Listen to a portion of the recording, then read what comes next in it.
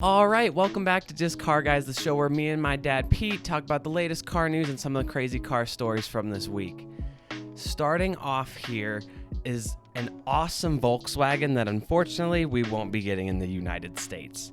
This is the 2022 Golf GTI Club Sport 45. It's a hopped up cool. It's awesome. It's a hopped up version of the GTI Club Sport. It features an Akrapovic, I don't know how to say that. I think that's right. Akrapovic exhaust system, as well as many trim-specific interior and exterior styling things. It still has the GTI's 2-liter 4-cylinder engine, but brings 296 horsepower and 295 pound-feet of torque, 54 more horsepower than the normal GTI. This thing was made as a special edition in order to celebrate 45 years of the iconic hatchback. Wow, 45 years awesome? For the GTI. That's excellent. So that is manufacturer specific. It's not like some tuner put that thing together. Oh, like no, that's from Volkswagen. That is cool. Isn't that I don't awesome? know if Akrapovic's ever done an exhaust. That's what I was thinking. Yeah. I don't know. Oh, their exhaust for Ferrari is incredible. So awesome. So I bet that thing sounds pretty cool. Oh, I bet it sounds fantastic. Do you know if it's titanium? I have no clue. Next, we have another car that we won't be getting here. This is an Australian car that I wish we could get in America. The Ford Ranger Raptor is not only super cool just the way it is, but is also getting even cooler with the addition of an X package. So the X package adds unique looks and gives the truck 33-inch BF Goodrich tires and black wheels, new extended sports bars, as well as special exterior and interior styling. That thing's really cool looking. It's awesome. I thought we were getting that. We're not getting that? Not yet. Wow. At least at this moment, we don't get the Ranger Raptor. I don't know why they wouldn't bring it here. I don't know either. How strong the truck market is in the U.S. You know? Like that's... Those are cool, too. I don't even like trucks that much. I'll be 100% honest. Trucks aren't necessarily my thing. But these like modified, like really cool off-road, super high horsepower trucks are awesome. I wonder how much of the like underpinnings are going to be based off of, you know, similar lines from the Bronco. Like, will they be interchanging, you know, because they've got the off-road package on that thing. And next here, Infiniti is adding a new special edition to the Q50. The 2021 Q50 Signature Edition uses the sensory trim as a base, then adds polished 19-inch wheels, a dark chrome grille, brown leather interior, special badging, and $695 paint. This car cost $49,920 for the rear-wheel drive, and you can expect to pay around $2,000 extra for the all-wheel drive. I think these things are still really cool. It has a 300 horsepower twin-turbo 3-liter V6, and I mean, they look really nice on the inside. I have always liked that car. I love it. That entry level, like, I shouldn't say entry level. The price point to enter is what I mean. At around 50 for that's pretty good. I will say I'm a little bit disappointed what they've done with the exterior. It looks the same. It looks very plain. Like it doesn't look as special as it used to. It used to be kind of groundbreaking. It was like, wow, that thing looks nice. And now they just haven't adjusted it enough over the years to bring it to, but the interior is beautiful. It reminds me of what they did the same thing with the 370Z. I mean, we've had the same looking 370Z for like what, 11 years now? True. Yeah. So now here we have an update from a story back in April. So per a new report from Reuters, the Security and Exchange Commission is now investigating to see if Volkswagen's early April Fool's prank broke the law. The problem was that the fake name change was confirmed by Volkswagen management and praised by a couple analysts before April Fool's. The stock went from $32.40 to as high as $36.46 before the joke was revealed. It was all in good fun. However, they messed that up. They just messed up with the timing thing. I mean, you know, all of the confirming it. That wasn't a good idea. Yeah, that was pretty poor. I mean, I'm sure some people made a lot of money with it, even though it just moved a couple of bucks. But, it's unfortunate because I really enjoy that time because you when people come out with those ideas, for April Fools. Oh, yeah. From the manufacturers. Because they get creative with it. It makes cars a bit more fun because they do funny things that you wouldn't expect and stuff like that. Exactly. Well, or that maybe you would expect, or maybe you're hoping for, or they kind of tease you with something that could be really cool. But it also kind of shows where their head's at, like what they're thinking about. So I'm fearful that once things kind of unfold with this, that all other ones are going to be scared. They're going to be more absolutely. cautious. Yeah, that's a good point. Yeah. Oh, that would suck. I know. That it's unfortunate if that's what happens, because I believe it'll have a ripple effect. Probably. Yeah. Next one. This is very interesting. Soon in Portland, Oregon, of course, and Washington, D.C., you will be able to rent this weird French car. Introducing the Citroen Army and all its ridiculously fast 8 horsepower. So this 2-seat battery-powered cube has a top speed of 28 miles per hour and a range of 45 miles. Now you may be asking, how much would this cost to rent? In Europe, it rents out for around $19 per hour and is offered with a 48-month lease with monthly payments of about $24. You know what? I feel like I've seen this as like a prototype for a delivery vehicle of some sort. You'll see later. Oh, okay, yeah. Spoiling the fun. That's the fun of us doing this, is I don't know what's coming next. So it's interesting, but dude, I don't know. Hey, it's transportation. I get it's like mad Top Gear vibes from it though, when he did the Peel P50. Yep. So funny. Yep. So with that, meanwhile, of course, here's some other looks at the car. It's definitely an interesting little thing. So in France, this is also being turned into a delivery vehicle. The delivery version has a super spacious 14 cubic feet cargo area. There's a vertical partition to separate the driver from the cargo, as well as a modular shelf that can be transformed into a work desk or removed to accommodate tall items. The cargo version can be purchased for around $8,905. So I'm thinking, like, in large city landscapes, I think these could actually do really well. Yeah, they probably will. Easy Zip to park. in and out. Yep. Delivery. I mean, makes sense to me. Can we talk just a second about steel wheels? Because, like, I know I hate hubcaps, but it seems like you could make a steel wheel look a little bit better. I don't know. I agree 100%. There's got to be something there that they can do to make that's the same look better. Of a wheel it's been for decades. Forever. Dude, I like the phone holder though. Yeah, and then there's like cubbies up top, and it looks like they're designed for different things. Yes, like I forgot to put the aerial picture, but there is like some interesting cubbies and organization along the top of it. And then they totally went GT3 RS with like the strap for the door. They did. Wait, that is the weirdest. Is that a cup holder? That's what I'm saying. Behind the steering wheel? I don't think so. I think they're designed for other things. I'm sure. I see. Yeah, I don't know. It seems like poor placement. Seems stupid. Yeah. The gas will just dump it all over your instrument panel and in your lap. Bro, you only got 8 horsepower. Well, that is true. So next, we have what Ford claims to be the most capable off-road Explorer ever. In hopes to compete with Jeep, we now have the 2021 Ford Explorer Timberline. What? Why? Why? I don't know. I know the Explorer is that's the top selling SUV that they have. Okay. Yeah. Fine. But you just launched the Bronco to compete with the Jeep. What do you I don't understand. I don't get it. I don't get it either. But with this, you do get some Bridgestone dualer, all-terrain tires, and a mild suspension lift, bringing the total ground clearance from 7.9 inches to 8.7. Maybe they're going after like the Grand Cherokee.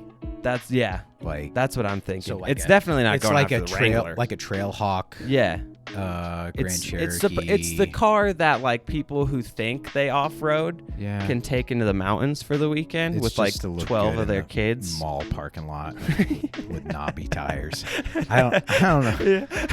I still feel like if you're going to launch a brand, Bronco, and you're going to actually have a separate facility to sell them in, right? Yeah, they're going to set a separate building. Stuff. Then bring one that's like luxury appointed that has some off-road, and then bring some full-on off-road that has a little bit. Oh yeah, 100%. Like this car doesn't make sense in their lineup. Understand. But what you do get with the package is some steel skid plates protecting the front chin. That's cool. And underneath, protecting the powertrain, stuff like that.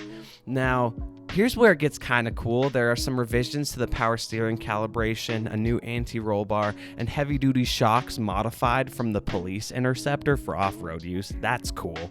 There's also a all-terrain management system with 7 modes, including trail, deep snow, sand, as well as hills descent control, which is kind of cool. See, all of those things are great. Be in the Bronco. I think those things are great, and I like the idea of them, getting further into like the off-road. Yeah. Because really, let's be honest. I mean, Jeep has been kind of cornered the market. Oh yeah, they've got it. Toyota has done a pretty good job too, there's a huge following for 4Runners and that kind of stuff. And the Tacoma 4x4s. The FJ's got a big following, but they quit making those things. So there is a gap in the market for some competition for Jeep, but it's just interesting they didn't use the Bronco platform to do it. They really should. I like it. I like the idea of it. So next, we talked about this last week, but we have more details on this insane Ferrari. Let me see. Yeah, exactly. The Ferrari 812 Competizione is so cool. Now it still features the same 6.5 liter V12, but it pushes 818 horsepower and accelerates towards a higher red line of 9,500 RPM. Just crazy. This has an insane 0 to 60 time of 2.9 seconds and a top speed of 211 miles per hour. I'm like lost for words on this thing. It's so cool. Now, of course, they haven't released any price figures. So as you know, Ferrari, you probably have to be invited to pay $1 million for this thing. But it's my awesome. mouth is watering looking at that thing. So it cool. Is like look at the exhaust pipes. Every angle that car looks amazing. Are those the exhaust pipes? Clear out on the left and the right of it? Yeah, far sides. Yeah. That's interesting. I want to see that spit fire. That'd be so cool. I just want to hear it reach that 9,500 RPM from a V12. Well, because like the GT3, that felt crazy because you think it just keeps going. You think it's gonna stop? You think higher, it doesn't higher, stop? Doesn't higher. stop? Yeah. Now we have some more Ford news. Okay. The new E-Transit EV van is now available for under $50,000. The EV starts at $44,990, which is not too much more than the regular gas-powered one, costing $43,990. The rear-wheel drive powertrain uses some Mach-E components and produces 266 horsepower and 317 pound-feet of torque, which Ford is offering an 8-year, 100,000-mile warranty for. I noticed that you didn't say Mustang Mach-E. Yeah, I don't like it. It's not a Mustang. I refuse to call it a Mustang. It's not a Mustang. The Mach-E. Got it. It's the Mach-E. And this thing, so what is kind of cool is it has that 67 kilowatt battery pack, which should bring around 126 miles of range and tops out at 3,800 pounds of payload. With that, it also can supply 2.4 kilowatts of AC power for any tools that you might bring along or something like that. I feel like the range is a little low for commercial. Well, it depends. I mean, if they're just putzing around town, the mileage isn't that far. It's going to be interesting to see. You're talking about them launching that soon. I'm hearing that there's a huge delay on production of vehicles of this type. Microchips and all that stuff. Big issues. Not just electric vehicles, but regular vehicles. So it'll be interesting to see when these things are ramping up. Yeah. All right. Next is some super cool news from Toyota and Chevy about their next Gen NASCARs, which were released. So we'll start with Toyota here. We now know what the 2022 Toyota NASCAR will look like. Coolest as far as Camry specs, ever. Oh, it's awesome. That's a cool Camry. As far as specs go, the 5.7 liter naturally aspirated V8 stays, but there's been some talk about NASCAR introducing some form of electric boost to their cars. But the TRD technical director says that we won't see changes like that until at least 2023. Now, this is a big deal. They have moved from 15-inch wheels with a 5-lug pattern to 19-inch BBS ABS wheels with a center lock. As well as Chevy did the same thing. That'll speed up the pit times. Yeah, by a lot. You know what else is extremely interesting? Now, all the cars have to be completely symmetrical as mandated by new rules and regulations. Before, they were asymmetrical because they only turn left. Yeah, that's interesting. I'm still stuck on the wheel thing. I'm Why are you wondering. so stuck on the I don't wheel know. thing? Well, changing from 15, you said 15 to 19? Yeah. That's a huge difference. So that means a sidewall is going to It's a lot shrink smaller, dramatically, right? So typically when you do that, you get much better handling, better control. I wonder what it does for heat. I'm sure it's better because you don't have the sidewall flex, and the sidewall flexing in and out is what creates the heat, right? So they may get better, longer life out of a set of tires. So, yeah, that would make like sense. that. Yeah, that's interesting. The next gen Chevy NASCAR also features much more realistic styling look, more like its production sibling, which is awesome because it looks a lot more like the one you can actually buy. Yeah. It has very similar changes, like I said, with the bigger wheels and the center locks as to all the other next gen racers. This thing looks good, actually. I really like this. Yeah, it's pretty cool. It's pretty cool. I can't wait to see like the commemorative edition that's, for street use. Oh yeah. That would be. Oh, that would be awesome. Same with the Camry. Let's see a hot Camry. Yeah, let's see a like that. Camry with a That's V8 cool. in it. That would be awesome. So next here, GM is also working on an electric Chevy Silverado full-size pickup for retail and fleet buyers, which boasts a range of about 400 miles. A lot. Well, from what we've seen. You'd think they'd be able to stretch those things quite a bit. You have that long bed. Yeah. You could hide a bunch of batteries underneath it. Oh, it's one giant long So- phone battery. So that's cool. Yeah, good for them. All right, next here, the Ford Bronco is making off-road modification much easier.